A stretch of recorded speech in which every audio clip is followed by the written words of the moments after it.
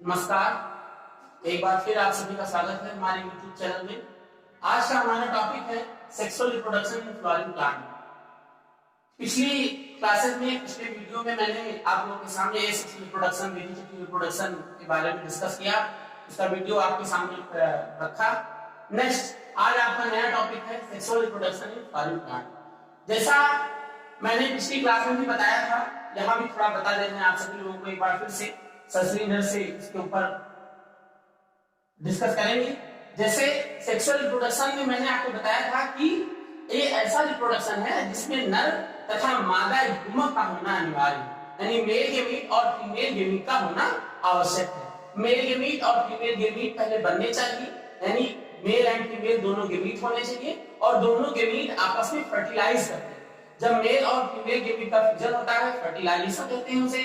Fertilisation के द्वारा embryonic development होता है और एम्ब्रियो का फॉर्मेशन होता है। जैसे प्लांट में भी मेल गेमीट होगा, मेल गेमीट, इसमें भी पहले मेल गेमीट बनेगा प्लस फीमेल गेमीट बनेगा, मेल गेमीट और फीमेल गेमीट। पहले गेमीटोजेनेसिस प्रोसेस में कैसे होगी, क्या होगा, प्लांट में कैसे होता है, ये मैं अभी आगे डिस्कस करूंगा। तब तक आप केवल एक मिनट के लिए इधर देख लीजिए। मेल गेमीट और फीमेल गेमीट ये दोनों जब आपस में फ्यूज करेंगे तो फर्टिलाइजेशन होगा, और फर्टिलाइजेशन के थ्रू इसमें एम्ब्रियो का डेवलपमेंट होगा, एम्ब्रियो का फॉर्मेशन होगा, एम्ब्रियो डेवलपमेंट होगा और एम्ब्रियो डेवलपमेंट के बाद इसमें सीड का फॉर्मेशन होता है। जो प्लांट है उनमें सीड बनता है और सीड के जर्मिनेशन से, आपको ध्यान देना है, सीड बन गया यानी फर्टिलाइजेशन के बाद एम्ब्रियोनिक डेवलपमेंट होगा, एम्ब्रियो डेवलपमेंट होगा, एम्ब्रियो डेवलपमेंट के बाद सीड बनेगा और सीड के जर्मिनेशन से जब सीड में अंकुरण होगा, जब वो फेवरेबल कंडीशन पाएगा तो इसके जर्मिनेशन से न्यू प्लांट बनेगा, नया प्लांट बनेगा। अब होता क्या है कि जब सेक्सुअल रिप्रोडक्शन प्लांट में होता है तो नए नए कैरेक्टर वाले प्लांट ग्रो करते हैं, नए नए कैरेक्टर वाले प्लांट आते हैं, उनमें इवोल्यूशन होता है और नई नई जातियां विकसित होती हैं। इसलिए सेक्सुअल रिप्रोडक्शन बहुत आवश्यक है। एंजियोस्पर्मिक प्लांट में हम रिप्रोडक्शन पढ़ेंगे, इसमें फ्लावरिंग प्लांट में। तो सबसे पहले आप जानते हैं कि आपने मॉर्फोलॉजी ऑफ फ्लावर पढ़ा है फर्स्ट ईयर की क्लास में, इंटरमीडिएट फर्स्ट ईयर में आपने morphology of flower and morphology में ये सब चीजें आप पढ़ चुके हैं। फिर भी हमको फ्लावर के बारे में थोड़ा सा डिस्कस करना है। एंजियोस्पर्मिक प्लांट होते हैं, इनका जो मेन प्लांट बॉडी है वो स्पोरोफाइट होती है। जो मेन प्लांट बॉडी है वो क्या होती है, स्पोरोफाइट। स्पोरोफाइट का मतलब ये 2n स्टेज में पाया जाता है, डिप्लॉयड स्टेज। इसमें स्पोरोफाइट के बाद गेमिटोफाइट और गेमिटोफाइट के बाद स्पोरोफाइट अवस्था आती है, इसे अल्टरनेशन ऑफ जनरेशन कहते हैं। क्लास में मैंने आपको पढ़ाया है, फर्स्ट ईयर में आपको पढ़ा है कि क्या है अल्टरनेशन ऑफ जनरेशन, एक पीढ़ी के बाद दूसरी पीढ़ी का, यानी sporophyte is followed by the gametophyte. ये क्या होता है आपका अल्टरनेशन ऑफ जनरेशन कहलाता है। तो स्पोरोफाइट इसका स्पोरोफाइट वेल डेवलप होता है, मींस इसमें लीफ, रूट, स्टेम ये डेवलप होते हैं, ठीक। और स्पोरोफाइट के बाद गेमिटो, और गेमिटोफाइट जो अवस्था है वो बहुत छोटी होती है। इसकी जो मेन स्टेज है वो स्पोरोफाइट होती है, इसके बाद गेमिटोफाइट होती है। तो स्पोरोफाइट के बाद गेमिटोफाइट यानी अल्टरनेशन ऑफ जनरेशन होता रहता है। अब इसमें आपको ध्यान क्या देना है कि आखिर सेक्सुअल रिप्रोडक्शन होता कैसे फ्लावरिंग प्लांट में। तो सेक्सुअल रिप्रोडक्शन होने के लिए उसके पास सेक्सुअल पार्ट्स होने चाहिए। तो प्लांट में, फ्लावरिंग प्लांट में जो सेक्सुअल पार्ट है उसका वो फ्लावर होता है। जो पुष्प है, पुष्प एक जनन अंग है, एक जननांग है, ये सेक्सुअल पार्ट है। फ्लावर क्या है, flower is a sexual part of plant, ये इसका एक जनन भाग है।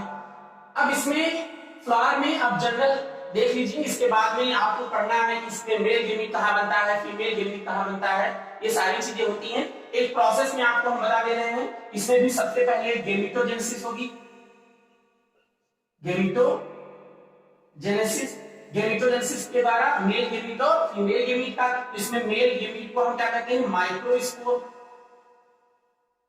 माइक्रोस्पोर, और जो फीमेल गेमीट यानी माइक्रोस्पोर का फॉर्मेशन किस क्रिया के द्वारा होगा, माइक्रोस्पोरोजेनेसिस। आगे आपको डिटेल में माइक्रोस्पोर के बारे में पढ़ना है, माइक्रोस्पोरोजेनेसिस के बारे में पढ़ना है। तो माइक्रोस्पोर ये माइक्रोस्पोर का फॉर्मेशन किसके द्वारा होगा? माइक्रोस्पोरोजेनेसिस। ये इसके बाद में ये मेल गेमीट आता है, मेल गेमीट, और इसके जो फीमेल गेमीट है उसे मेगास्पोर कहते हैं। मेगास्पोर, मेगास्पोर का फॉर्मेशन किसके द्वारा होगा? मेगास्पोरोजेनेसिस के द्वारा, मेगास्पोरोजेनेसिस के द्वारा। इसके बाद पहले गेमेटोजेनेसिस होगी, यानी माइक्रोस्पोर मेगास्पोर का फॉर्मेशन होगा। इसके बाद में इसको आप लोग यहां नोट कर लीजिए, चाहिए तो रफली नोट कर दीजिए। अब इसके बाद में इसमें क्या होगा? पॉलिनेशन। इसके बाद कौन सी प्रोसेस होती है? पॉलिनेशन होगी, यानी जो परागकण है वो अपने फीमेल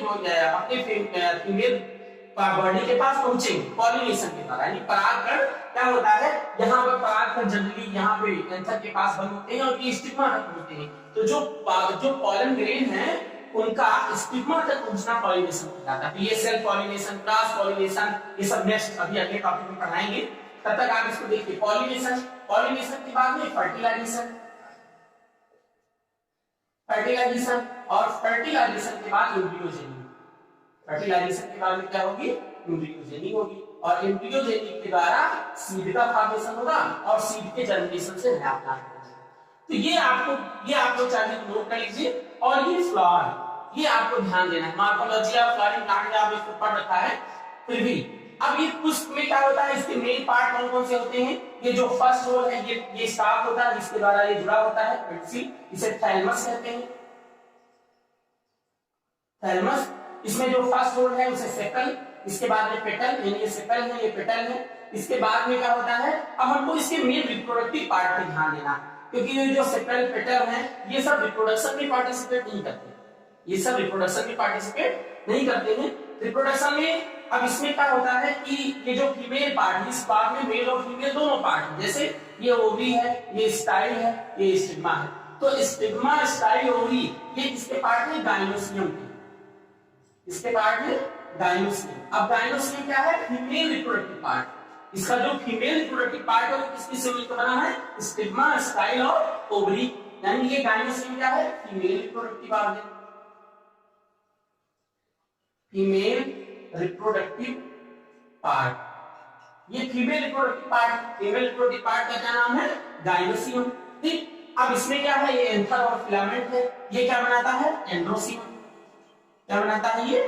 एंड्रोसियम, ये स्टामेल, यानी एंड्रोसियम की यूनिट का क्या नाम है? स्टामेल। तो ये एंड्रोसियम, एंड्रोसियम क्या है? Male reproductive part,